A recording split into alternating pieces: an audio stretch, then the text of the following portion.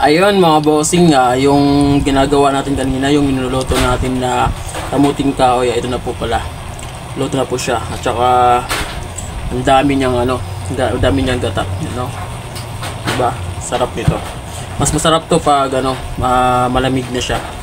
Yun. So noon nandun pa ako sa probinsya namin sa Barangay Dubai. Ito yung ginagawa namin pangumagahan, tanghalian. Tsaka paggabi na, yun, nakakain na kami ng kanin.